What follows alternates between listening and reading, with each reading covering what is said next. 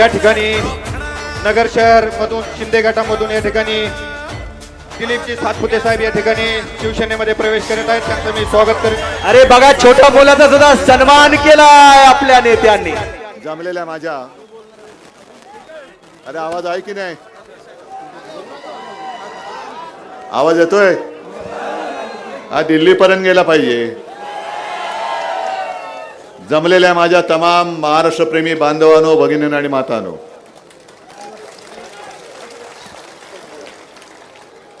उशीर झालाय त्याबद्दल मी प्रथम दिलगिरी व्यक्त करतोय. आणि एका गोष्टीचा मी तर म्हणेन की ही एक वेगळ्या प्रकारची टेस्ट आहे सगळ्यांची. कारण तिकडे सत्ताधाऱ्यांच्या सभा सुरू आहेत, जेवण बिवण मस्त बिर्याणी वगैरे सगळा काही इंतजाम आहे, तरी लोक येतात, जेवतात आणि भाषण ऐकतात, निघून जातात. पण इकडे तुम्ही माझ्याकडे काही नसताना वेळ झाला तरी सुद्धा थांबलात, याला म्हणतात प्रेम. आणि अनुराधाताई, तुम्ही काळजी करूच नका, ह्या सगळ्यांनी ठरवूनच टाकलेलं आहे. पण विशेष म्हणजे आपले घनश्यामजी आणि आपला साजन कुठे इकडे, आणि घनश्यामजी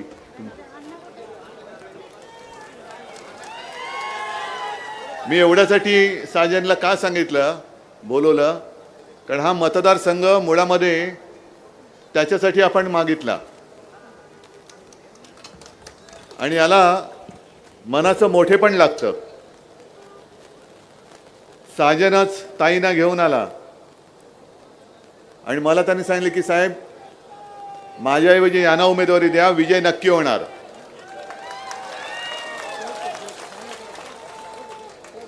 आमदारकी पाहिजे, पण ती आपल्याकडे पाहिजे, मलाच पाहिजे असं नाहीये. आणि म्हणून साजन, जर आता साजन वयाने लहान आहे म्हणून अरे तुरे बोलतो बाबा, म्हणून साजन खास धन्यवाद देतोय. आणि तुमच्या दोघांनाही, कुठे गेले घनश्यामजी पण, आणि हा थोरात साहेबांना पुढे सोडायला गेले. आता वारं आपलं आहे, आपण जिंकणार नक्कीच, पण जिंकल्यानंतर तुम्हाला वाऱ्यावर सोडणार नाही, ही ग्वाही मी तुम्हाला सगळ्यांच्या साक्षीने देतोय. ठीक आहे. निवडणूक आता एक 4-5 दिवसावरती आलेली आहे आणि ही सगळी जी काय मध्ये मध्ये नाटकं आहेत, म्हणजे मला असं वाटतं की माझी बॅग ही ऑटो चेकिंगवरती टाकलेली आहे. उद्धव ठाकरे दिसली का बॅग चेक कर. पण मी पहिला व्हिडिओ एक टाकला, आज पण घेतलेला आहे. मला पण बरं वाटतं, थोडी माझी हौस भागायला मिळते की फोटोग्राफी जी आता करू शकत नाही ती फोटोग्राफी मी परत करू शकतोय.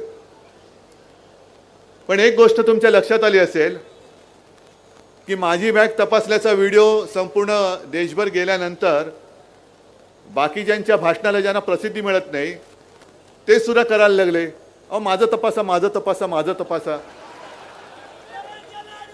म्हणजे माझं तपासा म्हणजे काय की माझं तपासलं म्हणजे बॅगडं काय असेल ते का मी पण टीव्हीवर दिसेन, म्हणून त्या आता बॅगा चेक करून घेत आहेत.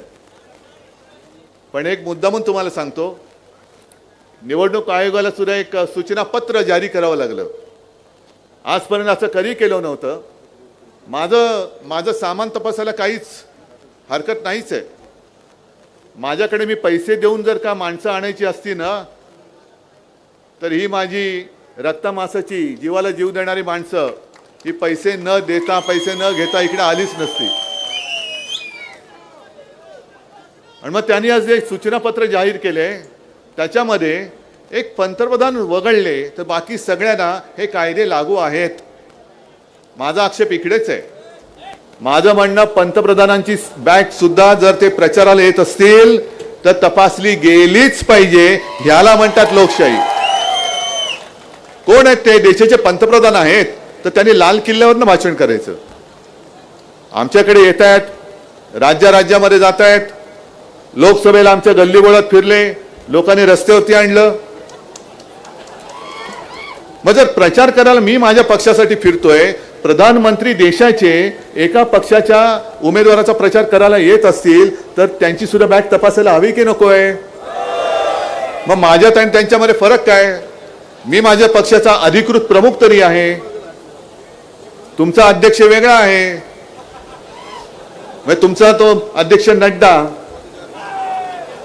आता त्यांची बॅग तपासताना फोटो येईल, कारण त्यांना पहिल्यांदा जी काही माझ्या बॅग तपासणीचा व्हिडिओ आला, सगळं वातावरण उलटं झालं त्यांचं, आणि आता ते पण उलटे होणार आहेत. तर ही सगळी दडपशाही चाललेली आहे. त्या दडपशाहीच्या विरोधात आपण उभे राहिलेलो आहोत. मी खास धन्यवाद देईन थोरात साहेबांना, फौजिया खान पण येऊन गेल्या, त्यांना पण धन्यवाद देईन. पण आता तुम्हाला कळेल आपलं कोण आणि आपल्यात घुसलेले शकुनी मामा कोण. ही शकुनी मामांची काही अपशकुनी मांजरं ज्यांना स्वतःची पडलेली आहे, त्यांना महाविकास आघाडीचं सरकार येऊ नये असं वाटतंय, ते बंडखोरी करून आपली मतं फोडायचा प्रयत्न करणार आहेत. हे तुम्हाला मान्य आहे? मग इथला खासदार कोण? लंके नसला निलेश तर आपला होताच एकेकाळी, म्हणजे शिवसेनेचा.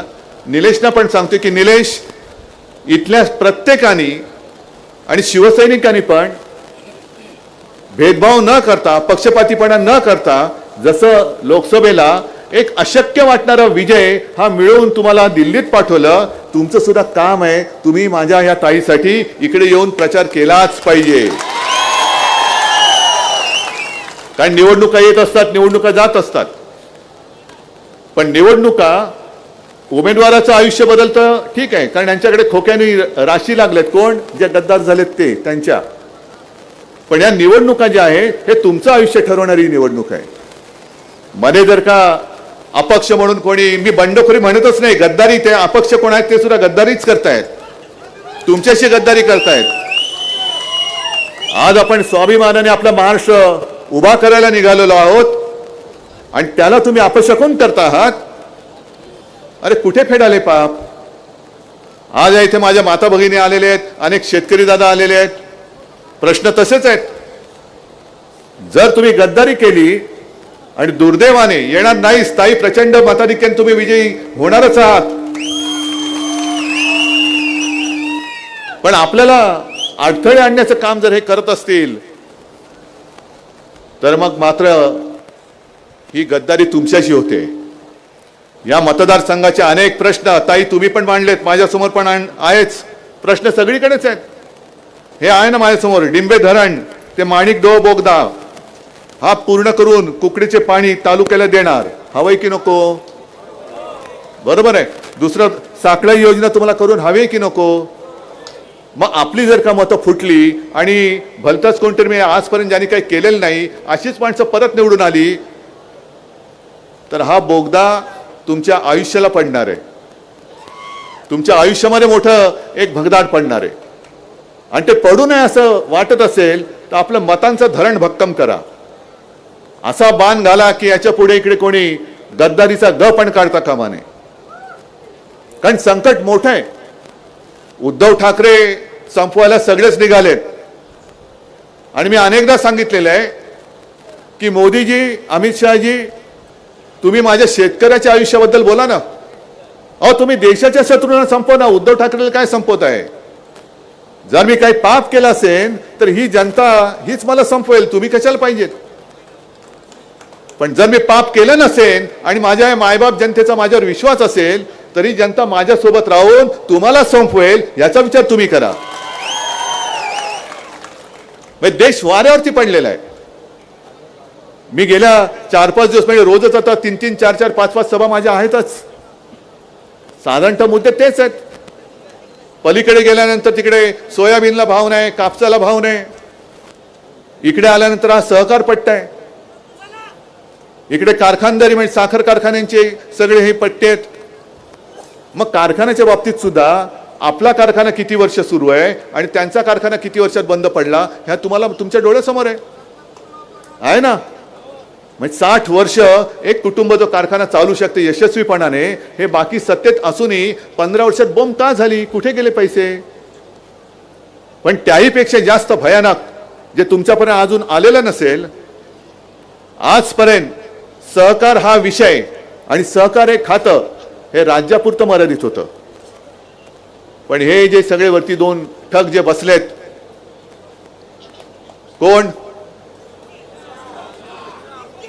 आता तुम्ही बोलताय मी नाव घेतलेलं नाही, तुम्ही म्हणताय कोण? शहा, बरोबर ना? त्यांनी काय केले कल्पना आहे? गेल्या वर्षभरात केंद्रामध्ये वेगळं खातं तयार केलं सहकार, आणि ते स्वतःखाली ठेवले, स्वतःच्या बुडाखाली ठेवलेले. म्हणजे त्याचा अर्थ असा की मेहनत तुम्ही करणार, कष्ट तुम्ही सगळे करणार, कर्ज तुम्ही काढणार, कर्जबाजारी तुम्ही होणार, आणि तुमच्या साखरेला अमित शहाच्या मुंग्या लागणार आहेत. लागला ना?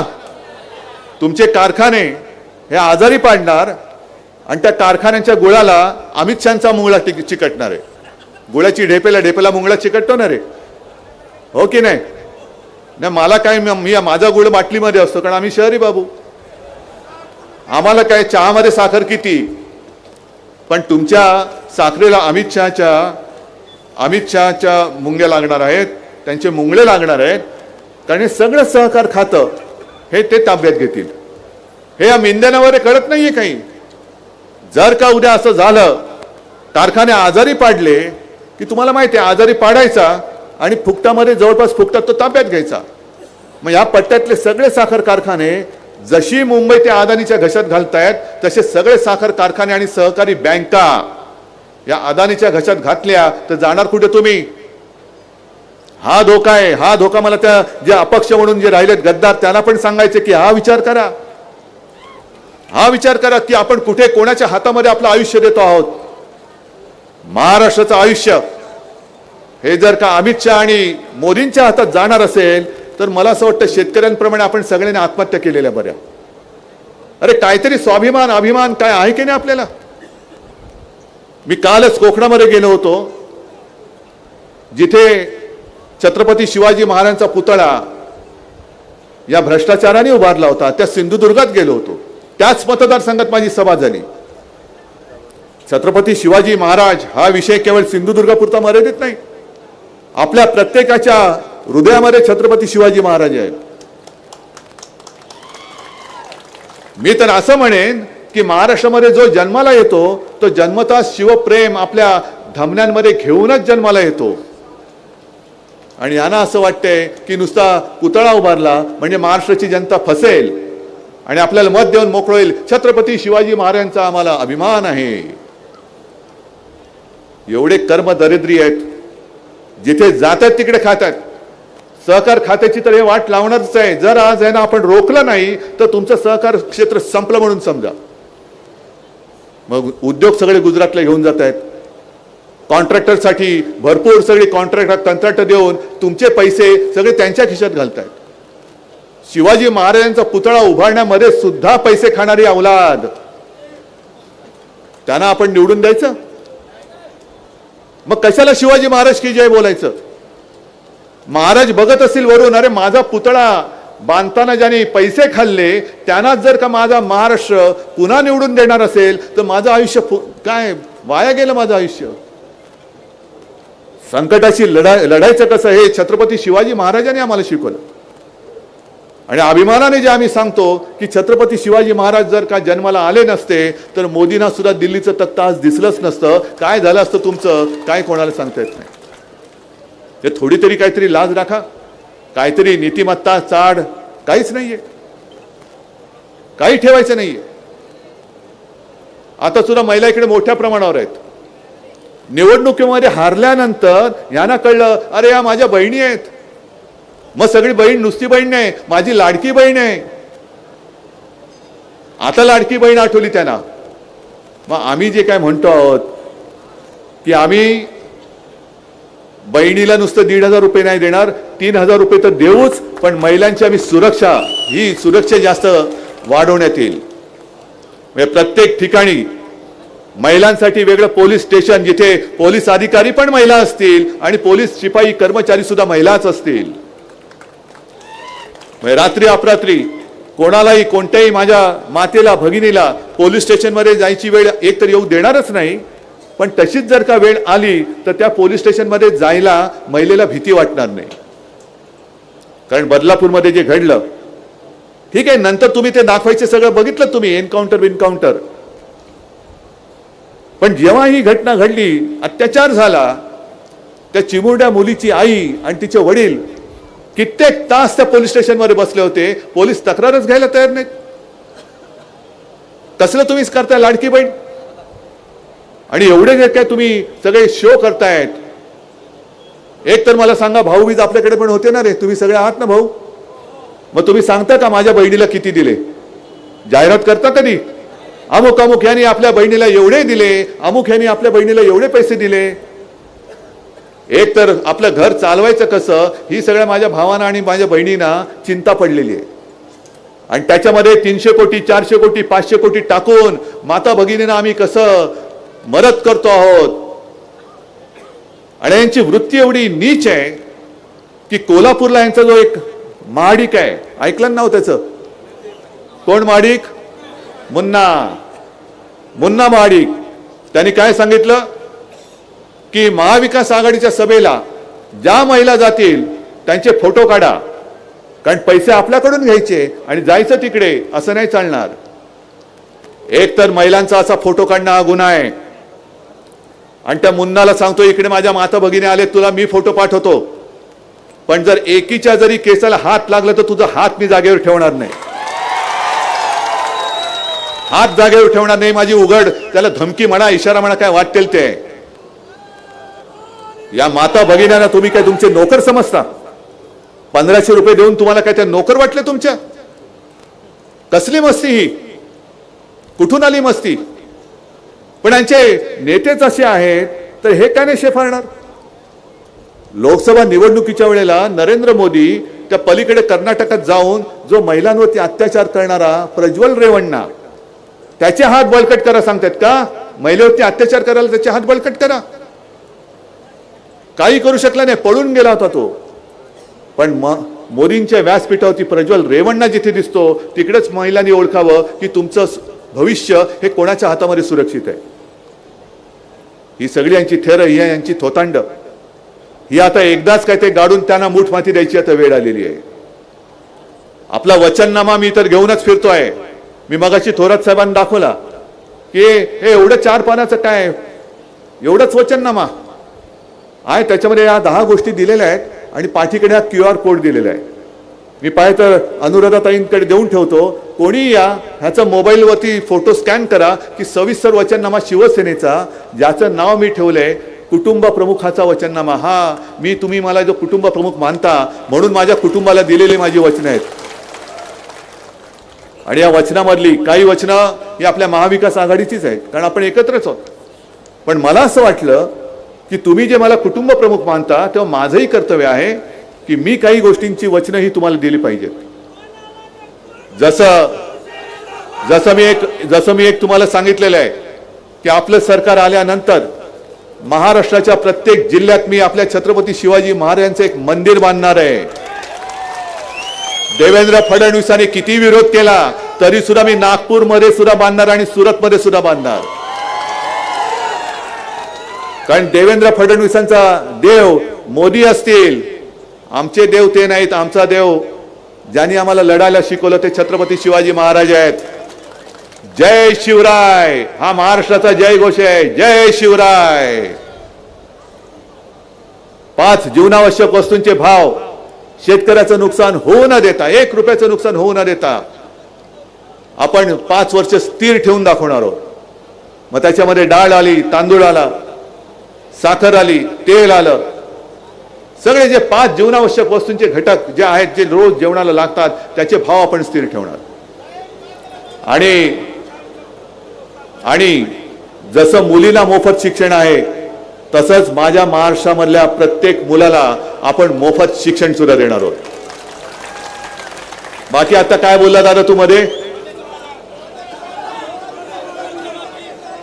नाही ऐक नीट ऐकायला नाही आलं.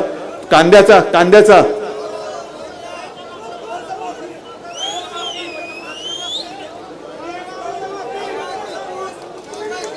सांगतो, एक मिनिट.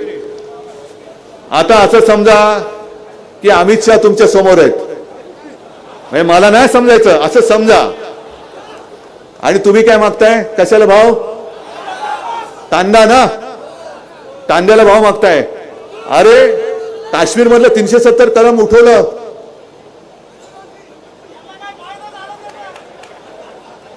कापसाला भाव पाहिजे.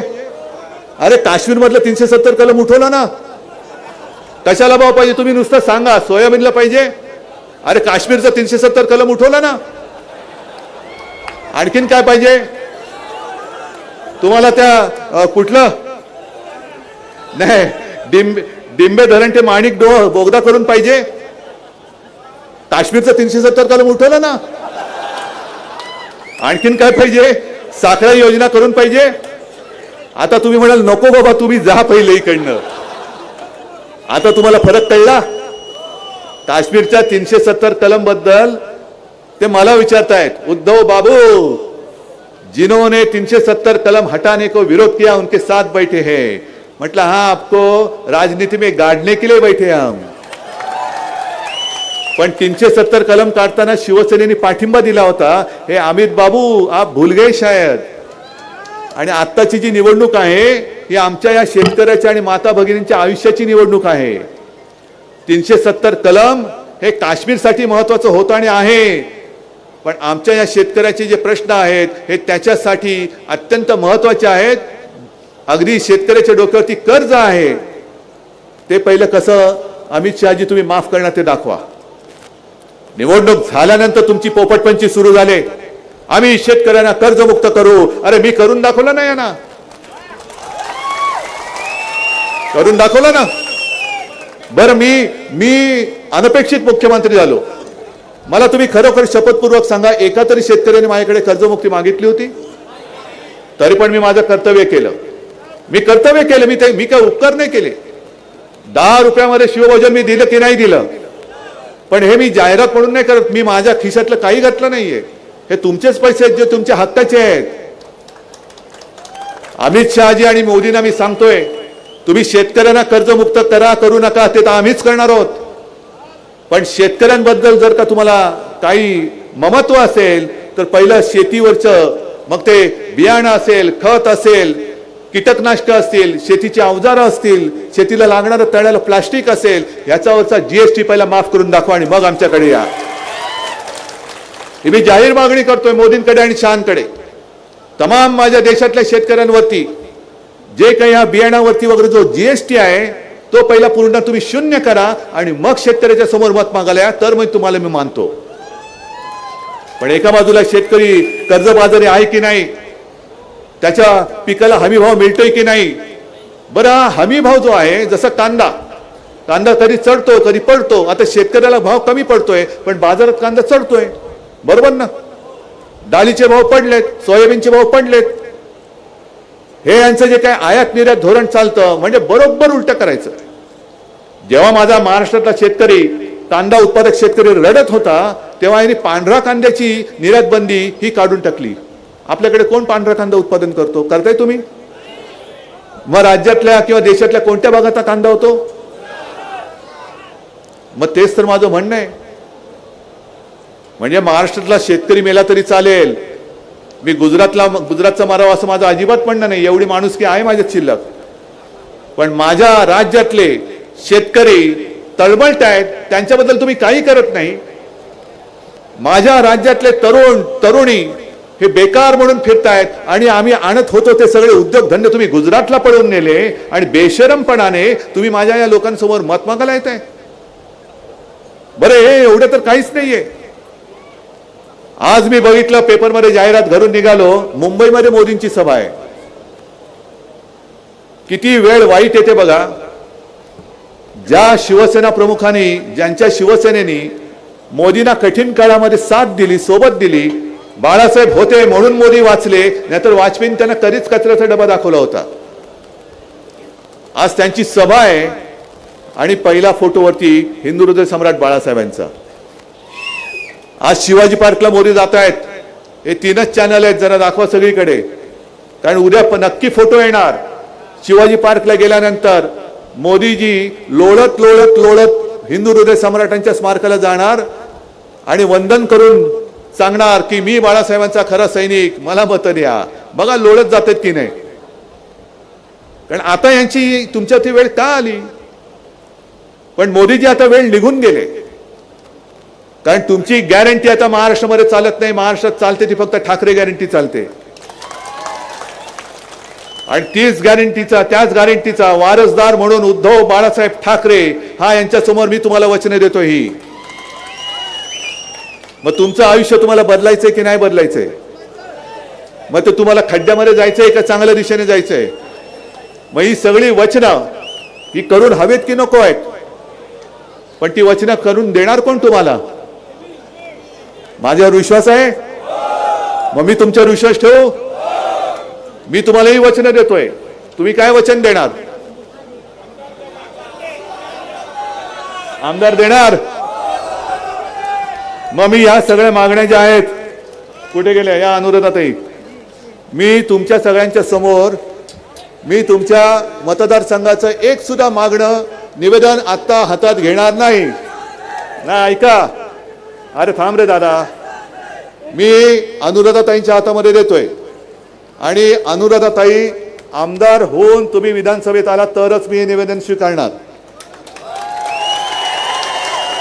मंजूर. नक्की. निशाणी काय.